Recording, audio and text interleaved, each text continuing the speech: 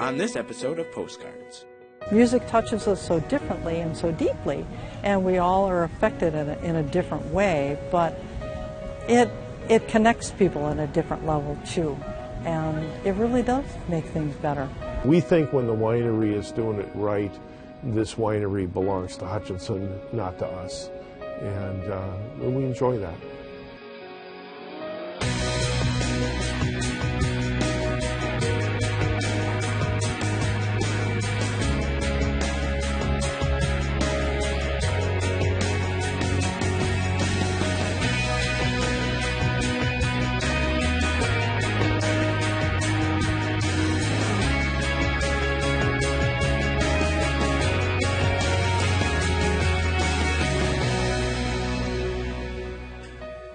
This program on Pioneer Public Television is funded by the Minnesota Arts and Cultural Heritage Fund with money from the vote of the people of Minnesota on November 4th, 2008. Additional support provided by Mark and Margaret Yakel-Julien in honor of Shalom Hill Farm, a nonprofit rural education retreat center in a beautiful prairie setting near Windham in southwestern Minnesota. ShalomHillFarm.org. The Arrowwood Resort and Conference Center, your ideal choice for Minnesota resorts, offering luxury townhomes, 18 holes of golf, Darling Reflections Spa, Big Splash Water Park, and much more. Alexandria, Minnesota. Explore hundreds of lakes, trails, and attractions for a great vacation or a place to hold an event. ExploreAlex.com. Tri-State Brain and Spine Institute, with locations in Alexandria, Edina, Crookston, and Maple Grove. Doctors dedicated to evaluating and treating all types of brain and spine problems, no matter how complex.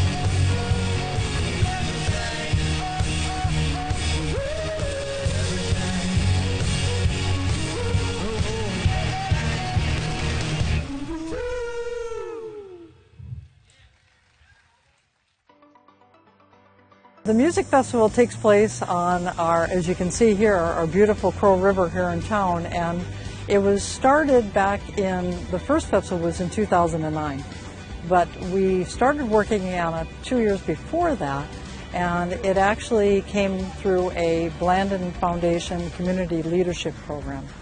And we were charged with coming up with something that would bring economic development to the town, especially for outstate communities. That's a big piece of what they do.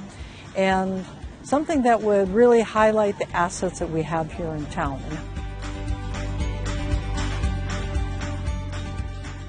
So we looked at all of that. We came up with the idea of a music festival. Hutchinson is founded on the Hutchinson community or family singers back in the 1850s.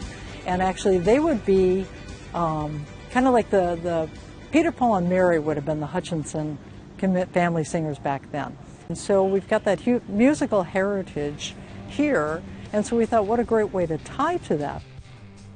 Their idea was folk, so we thought, well, folk can be so many different things. So we've really expanded it out over the years to try and bring a music festival here to town where we can expose the people here in town to a lot of different music that they've never heard of, and also bring in people from other communities, and they get to find out what Hutchinson is and see this great festival that's here.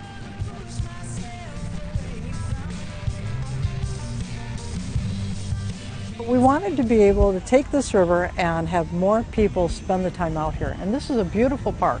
It's the Masonic West River Park, so the Masons are the ones that really maintain it.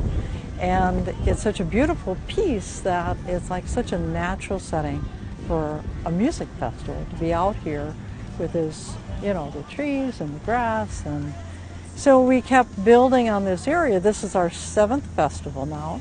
And 2 years ago, we built this great stage that's behind us here so that we can have a permanent structure.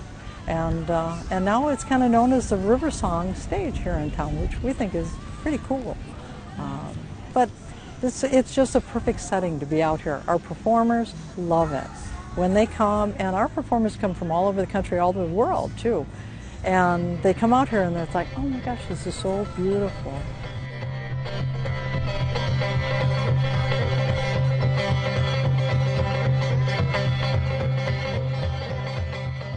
Peaceful, welcoming, kind and friendly, not pretentious. The phrase "less is more" really rings out. I've played very large festivals, and they're fantastic people and fantastic fans that come out to support those, but you lose something in those large festivals that you can't recreate when you come to a festival like this. You can interact more with the audience on a personal level, in a broad manner. It's right beside a beautiful river that you can just hop in your underpants if you want to and swim. Paddle boats. You know, it's quaint, but quaint in the sense of like it's a perfect size festival, especially for a family. So my kids are loving it right now.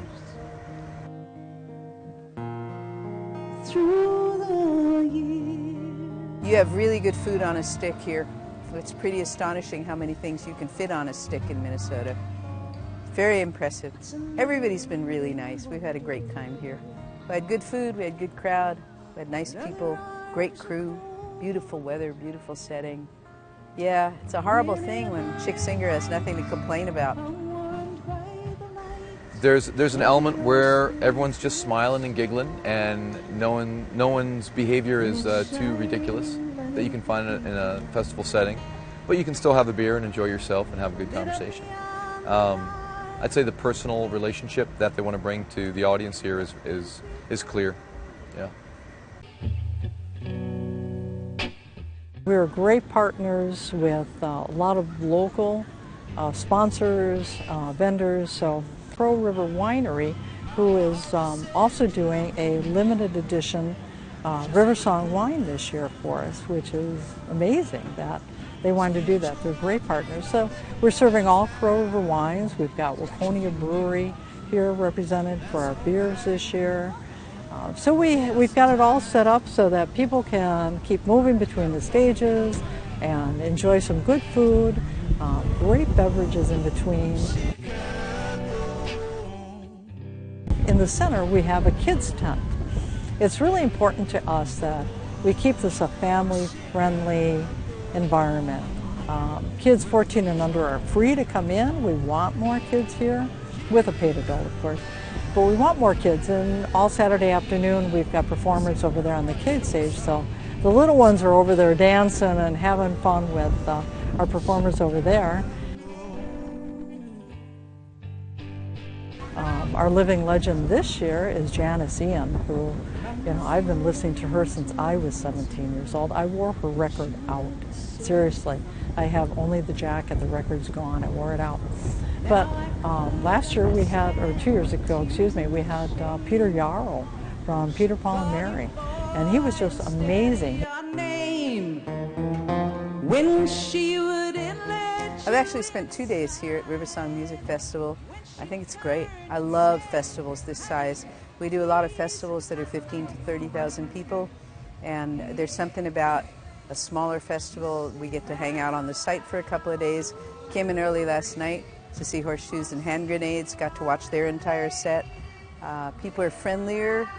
You just have a big time at smaller festivals. I think it's a great festival. And considering that it's only been going on 7 years, they're amazingly well organized. Yeah, had a good time.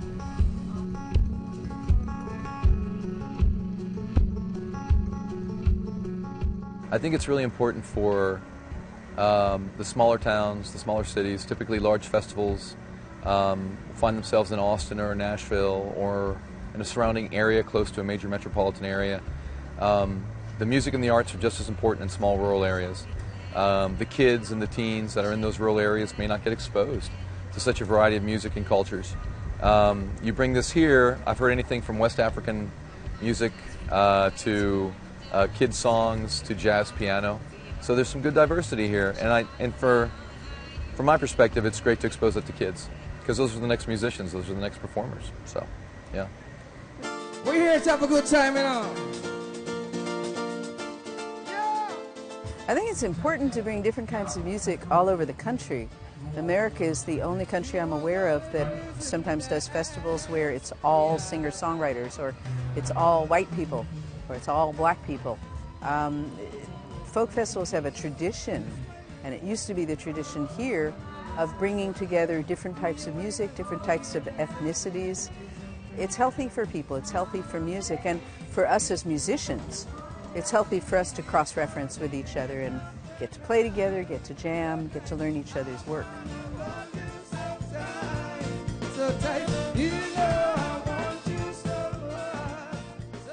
It is definitely important to bring other cultures to smaller community. So to bring some kind of awareness. For me, music is like the perfect thing to spread that awareness.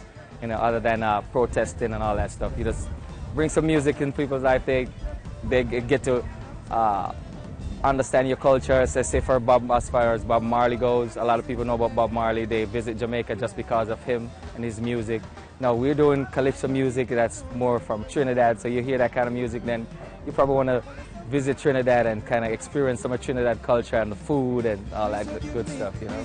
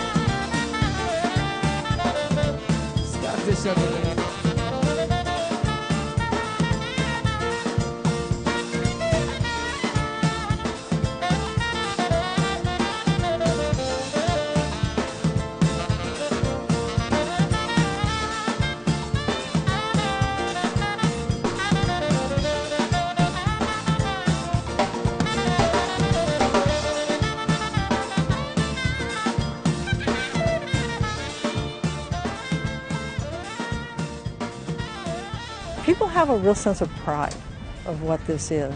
And I think those kind of things are important in a community like this, especially when you're looking at a rural community that can be very tight in a lot of different ways. And it pulls people together. And that's important because you can't just live somewhere. I mean, you can, but it's not the same. You don't get a connection with people. Everybody here meets people and has become good friends in many cases with people that you maybe wouldn't have in another situation.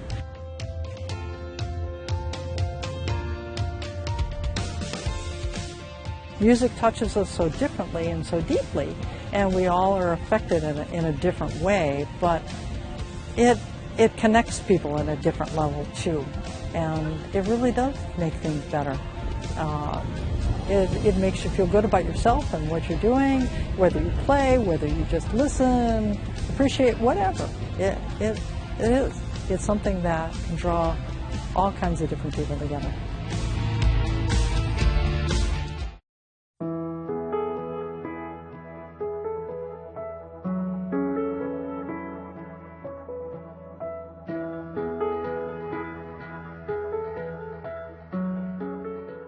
My father had a vineyard, a few grapes, and an orchard, and we restored that. Started planting some of the newer cold climate varieties there on the farm. And one thing led to another, and eventually we had a few thousand vines. This building came available, and so we decided to put the grapes in the building together, and it's a winery.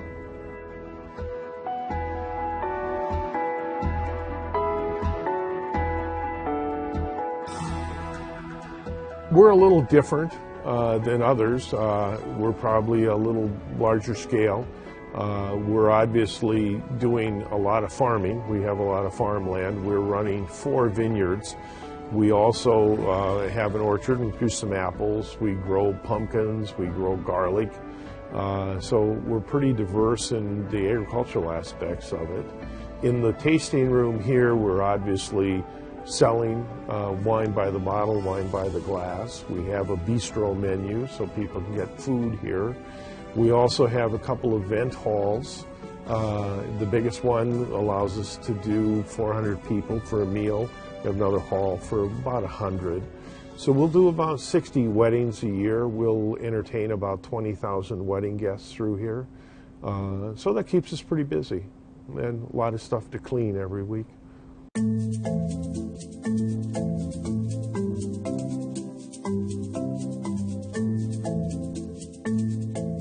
I think when you talk about wine culture in Minnesota, it obviously has its roots in agriculture.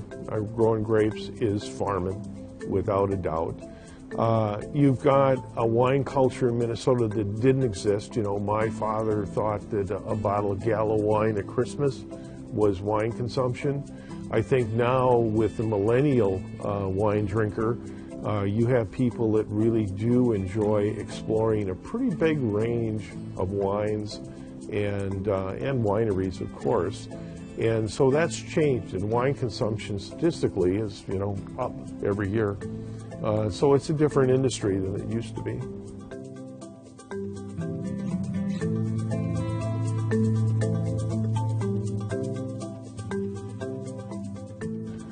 Being in Hutchinson is the greatest joy in my life. I mean, it's a great place. I grew up here. If we have to go to the township, it's all the guys I rode the bus with to school. It's a pretty friendly community for doing business in. We think when the winery is doing it right, this winery belongs to Hutchinson, not to us. And we enjoy that.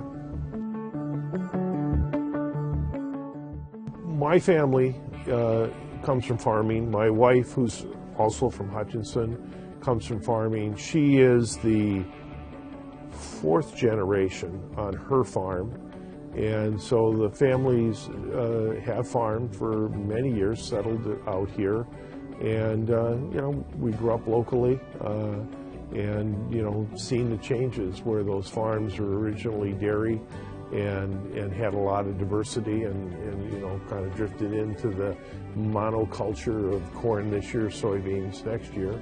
And, we're back out here sort of diversifying that and saying there's more crops to grow and there's more profitable crops to grow than corn. Grapes are worth a whole lot more per acre than corn is.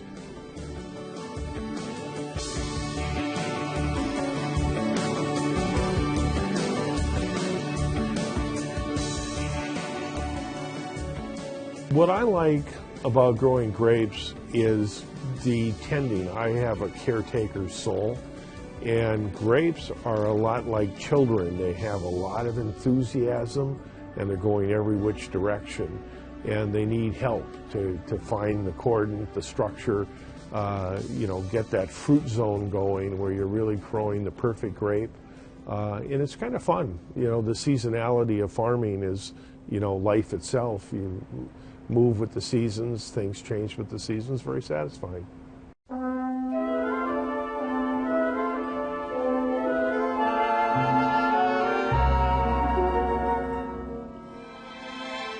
The art of winemaking is, firstly, it's a very disciplined science. You're really getting in tune with a process that's based on bacteria, yeast, and it's been around for thousands and thousands of years. The art of it is really playing with it and its taste, its aroma, it's where the wine's going, and you want the wine to be a living thing all the way into the glass. And that's a great deal of fun. And we do a little bit more than what would be traditional. We are obviously making lots of grape wine, but we also make some fruit wines. We do a honey crisp and cranberry blend that's very nice. We do a cranberry wine that with white turkey meat at Thanksgiving is just to die for. We do some cooking wines where we do fermented garlic wine, which is a cooking wine, and we do a roasted pepper wine, which is once again a cooking wine.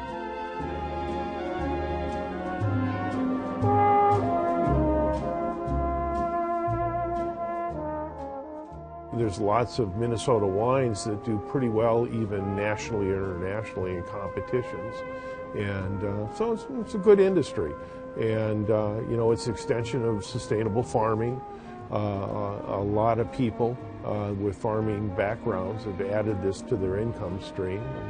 And there's certainly a lot of interest. You see a lot of wine tourists that, are heading out from the cities, and they'll stop at 2-3 wineries a day and wander around, and kind of everyone's different. Every winery has a story.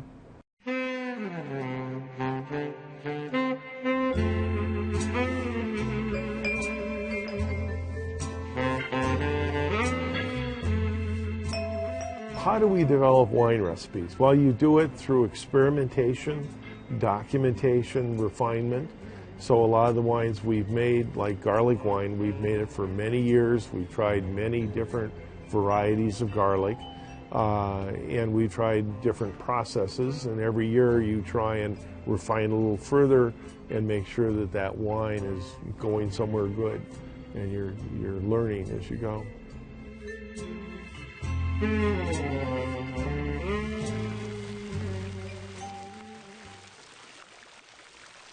Why call it the Crow River Winery? Well, we're obviously out here in the Crow River watershed. And the Crow River watershed actually has its own microclimate. It has a gravel, base in the soil stuff. So, and it's also runs through Hutchinson. It runs through my wife's farm. So Crow River is part of our lives. And out here, it's kind of like Acme. There's lots of businesses. They're called Crow River Auto Glass, Crow River Stationery. And so we thought it'd be fun to build the brand out of that. So we just put the Crow into everything and on everything, and it's kind of a good brand.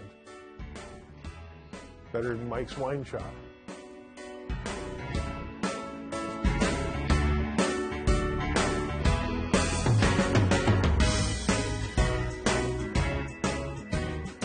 The fire pits, we have a couple of things we do during the week. On Wednesdays, we do yoga night out here, so that's people with their yoga mats, their yoga instruction. And Thursdays is cigar night, And that's a fire and a bunch of farmers sitting around smoking cigars and talk about how they're not making any money farming.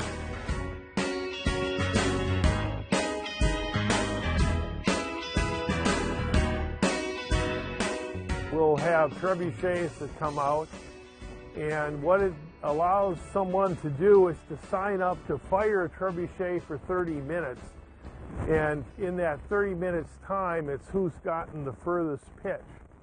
I mean, you got to do this. Pumpkins, trebuchets, it's a boy thing. You gotta do it.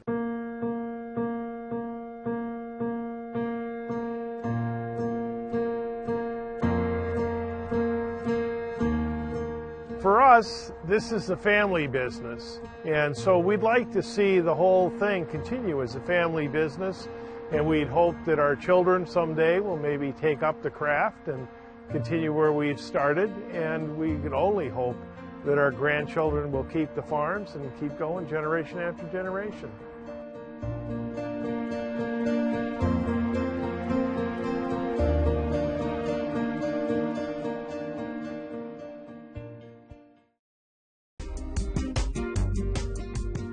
Have an idea for postcards?